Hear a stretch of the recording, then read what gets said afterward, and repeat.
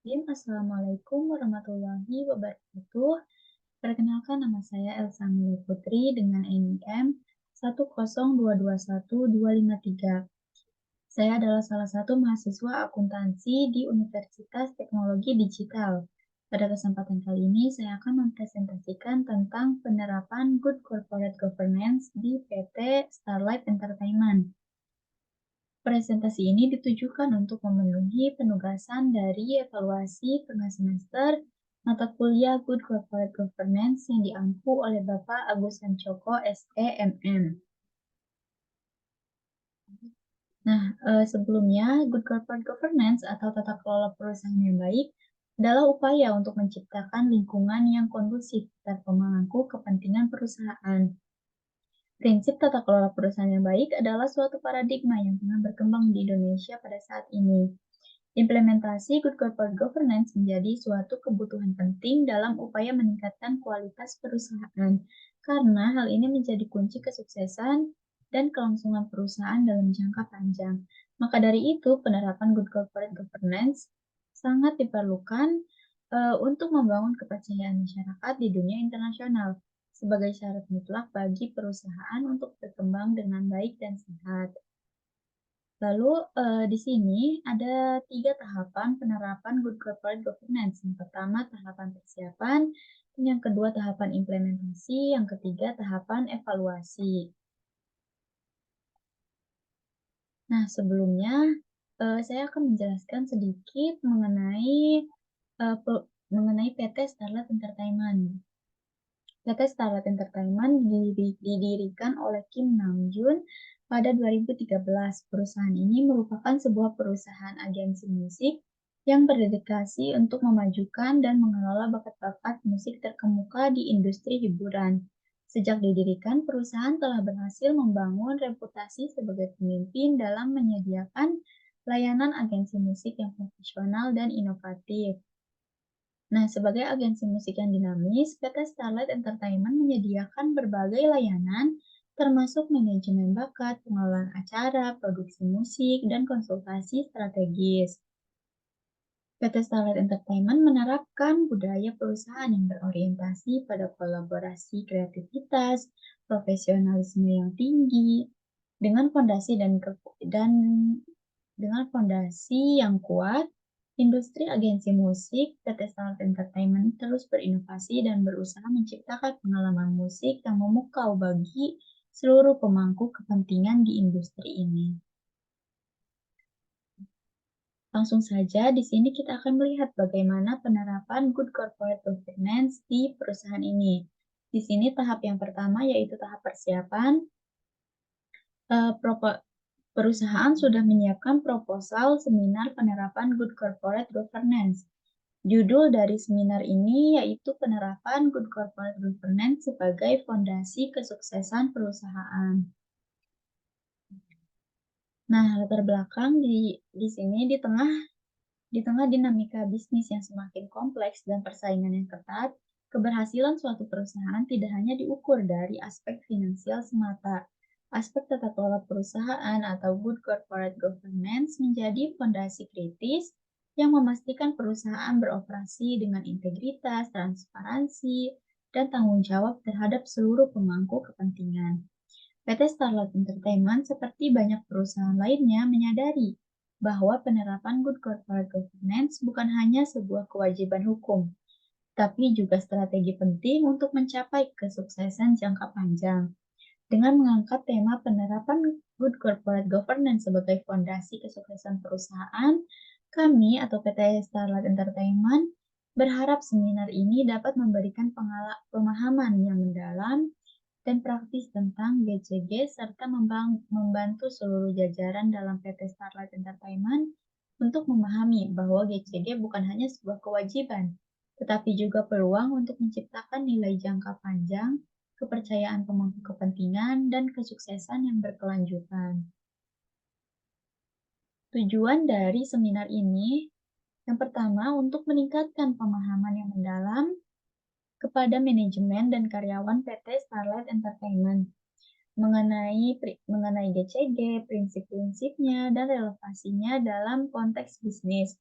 Lalu yang kedua, merumuskan strategi konkret dan langkah-langkah implementatif yang dapat diterapkan di berbagai tingkatan organisasi PT Starlight Entertainment untuk memastikan efisiensi, transparansi, dan akuntabilitas. Lalu yang ketiga, mendorong partisipasi aktif Dewan Direksi, Manajemen, dan karyawan dalam menjalankan prinsip-prinsip GCG guna mencapai tujuan kesuksesan jangka panjang perusahaan. Yang terakhir, menyajikan solusi dan strategi mengatasi tantangan khusus yang dihadapi PT Starlight Entertainment dalam implementasi GCG sesuai dengan konteks dan karakteristik perusahaan. Di sini ada lokasi, waktu, dan sasaran dari kegiatan seminar. Kegiatan seminar ini akan dilaksanakan pada hari Senin, tanggal 4 Desember 2023, dari jam 9 pagi sampai jam 2 siang. Lokasinya di Ruang Plenary Hall Jakarta Convention Center. Sementara itu, peserta yang menjadi sasaran dalam kegiatan ini yaitu Dewan Direksi, Manajemen Perusahaan, seluruh karyawan dan staf perusahaan, investor, kreditor, dan auditor eksternal. Nah, di sini kita lihat rundown kegiatan seminar.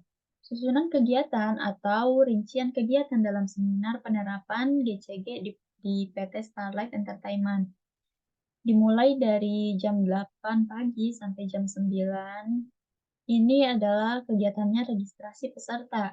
Di sini peserta masuk dan mengisi data diri seperti nama, jabatan mereka di perusahaan, dan email peserta.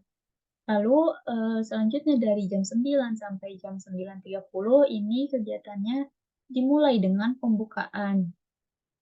Seminar akan dibuka oleh moderator, lalu sambutan dan perkenalan diri dari petinggi perusahaan, juga dari para presenter yang akan menjadi pembicara dalam seminar ini. Lalu dari jam 9.30 sampai jam 11 itu kegiatannya pengenalan Good Corporate Governance. Maksudnya di sini akan ada presentasi mengenai pengenalan GCG, mencakup definisi GCG, prinsip-prinsip GCG, manfaat GCG, dan pentingnya penerapan GCG dalam perusahaan. Presentasi ini akan dilakukan oleh narasumber yang ahli terkait GCG. Lalu selanjutnya dari jam 11 sampai jam 12 ini diisi oleh presentasi mengenai penerapan Good Corporate Governance di PT Starlight Entertainment. Jadi di jam ini akan ada penjelasan mengenai langkah-langkah yang dilakukan oleh perusahaan dalam penerapan Good Corporate Governance. Langkah-langkahnya itu mencakup tujuan, ruang lingkup, dan rencana kerja. Juga detail mengenai kebijakan dan prosedur yang telah diterapkan untuk memastikan kepatuhan seluruh stakeholder terhadap prinsip-prinsip GCG. Presentasi ini akan disampaikan oleh presenter dari internal perusahaan. Lalu selanjutnya dari jam 12.30 sampai jam 13.40 diisi oleh sesi Q&A dan sharing. Di sesi diskusi ini akan dipimpin oleh moderator untuk seluruh peserta. Jadi di sesi ini narasumber ahli GCG dan presenter dari internal perusahaan akan menjawab segala pertanyaan yang ditanyakan oleh para peserta terkait seminar. Lalu yang terakhir dari jam 13.40 sampai jam 14 ini kegiatannya itu pembagian door prize kepada para peserta yang sudah bertanya dan seminar akan diakhiri oleh penutup oleh moderator. Nah, selanjutnya di sini ada tahapan yang kedua, yaitu implementasi. Akan berisi sosialisasi, implementasi, dan internalisasi terkait penerapan Good Corporate Governance di PT Starlight Entertainment.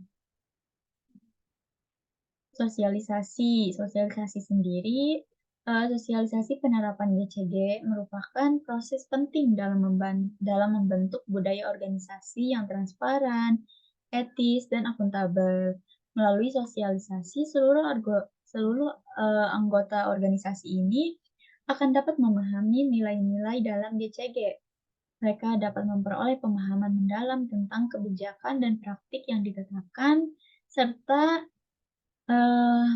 serta merasakan komitmen yang kolektif terhadap standar etika dan integritas.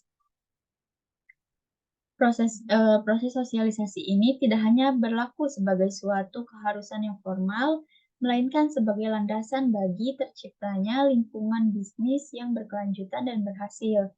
Oleh karena itu, di sini kita bisa lihat penanggung jawab dan pelaksana dari implementasi penerapan GCG di PT Starlight Entertainment, yaitu ada dua. Yang pertama, Komite GCG selaku penanggung jawab utama, dan yang kedua, tim pelatihan dan implementasi GCG.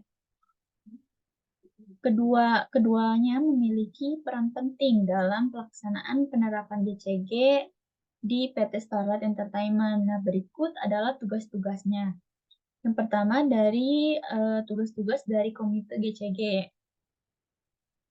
Yang pertama, penyusunan kebijakan GCG. Jadi di sini mereka akan merancang, mereview, dan merekomendasikan kebijakan GCG perusahaan untuk memastikan konsistensi dengan standar GCG yang berlaku. Lalu, yang kedua, pemantauan implementasi GCG. Mereka atau tim komite ini akan melakukan evaluasi rutin terhadap implementasi GCG di seluruh organisasi dan memastikan bahwa praktik GCG ini akan diterapkan secara konsisten. Lalu yang ketiga, mengidentifikasi, mengevaluasi, dan mengelola risiko-risiko yang terkait dengan penerapan GCG termasuk risiko reputasi dan risiko hukum. Yang terakhir, menyusun dan menyajikan laporan dari penerapan GCG. Lalu, tugas-tugas dari tim pelatihan GCG yang pertama, desain dan pengembangan program pelatihan. Maksudnya di sini mereka akan merancang program pelatihan GCG yang sesuai dengan kebutuhan dan karakteristik perusahaan. Yang kedua, penyusunan materi pelatihan. Jadi, tim pelatihan ini akan menyusun materi yang relevan, yang terkini, yang dapat diterapkan di dalam perusahaan. Lalu, yang ketiga, evaluasi dan efektivitas pelatihan. Jadi, mereka juga akan mengukur efektivitas program pelatihan GCG dengan melakukan evaluasi berbasis kinerja dan umpan balik dari peserta. Selanjutnya, pendampingan dan konsultasi. Maksudnya, mereka akan memberikan dukungan dan konsultasi kepada individu atau tim dalam organisasi yang membutuhkan bantuan lebih untuk lanjut terkait implementasi GCG. Yang terakhir, pemantauan dan perkembangan. Maksudnya, mereka akan memantau perkembangan dari seluruh pihak di dalam organisasi ini terkait setelah pelatihan ini, dan mereka juga akan memberikan bimbingan lanjutan untuk memastikan penerapan prinsip-prinsip GCG dilakukan dengan maksimal. Lanjut, implementasi.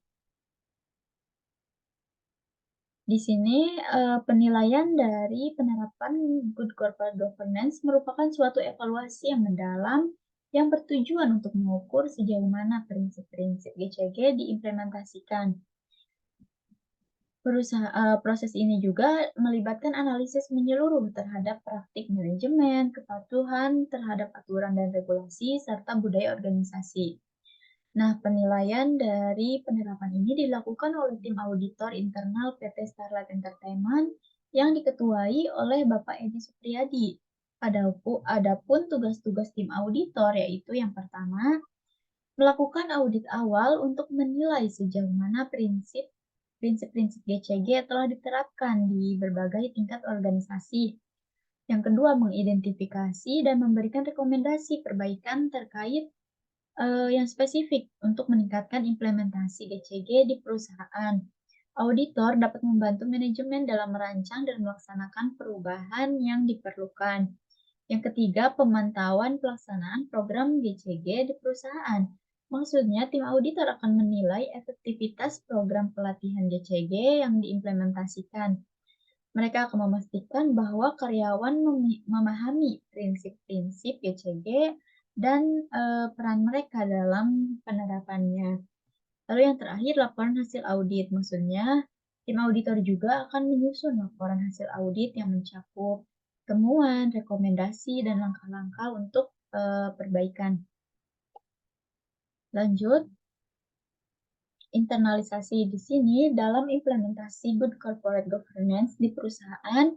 Internalisasi berarti proses-proses di mana nilai-nilai, prinsip-prinsip, dan praktik GCG menjadi bagian yang penting dari budaya organisasi. Nah, untuk mencapai good corporate governance, seluruh organisasi harus berpartisipasi dan mendukungnya, terutama di puncak kepemimpinan. Keterlibatan aktif seluruh staf juga sangat penting yang menjadikan GCG komponen penting dari setiap tindakan dan keputusan. Individu di perusahaan dapat memahami dan menginternalisasi prinsip-prinsip GCG melalui pelatihan dan komunikasi. Ini akan menciptakan lingkungan yang berintegritas dan akuntabel. GCG membangun kepercayaan pemangku kepentingan dan meningkatkan nilai. Selanjutnya, di tahapan ketiga, yaitu tahapan evaluasi, kita akan melihat timetable, rencana evaluasi, tim evaluasi, dan sanksi dan reward yang diberlakukan oleh PT Starlight Entertainment. Di sini timetable rencana evaluasi.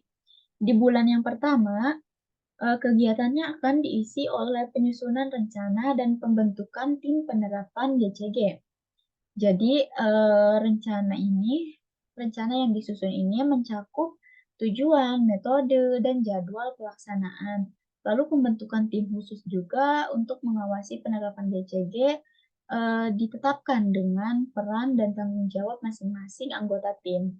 Di bulan yang kedua, kegiatannya pengumpulan data dan informasi terkait perbaikan dan penerapan GCG. Di kegiatan ini, data yang diambil itu meliputi kepatuhan terhadap kebijakan GCG, temuan audit, dan umpan balik dari pemangku kepentingan. Dan pengumpulan informasi ini juga untuk memberikan identifikasi area perbaikan dan merancang strategi untuk peningkatan. Di bulan yang ketiga ada kegiatan perencanaan kegiatan sosialisasi penerapan GCG di perusahaan. Jadi, di kegiatan ini akan mencakup penyusunan materi, jadwal pelatihan, serta strategi komunikasi internal untuk memastikan pesan GCG disampaikan secara efektif kepada seluruh pemangku kepentingan di perusahaan. Di bulan yang keempat, implementasi penerapan GCG di perusahaan. Maksudnya, di bulan yang keempat ini akan dimulai tahap implementasi yang melibatkan pengaplikasian rencana yang telah disusun sebelumnya. Di bulan yang kelima dan sampai bulan-bulan yang selanjutnya akan dilakukan monitoring dan evaluasi pelaksanaan perbaikan. Jadi, di sini tim evaluasi akan mengidentifikasi apakah tujuan GCG ini sudah tercapai dengan baik. Selanjutnya, di sini pembentukan tim evaluasi.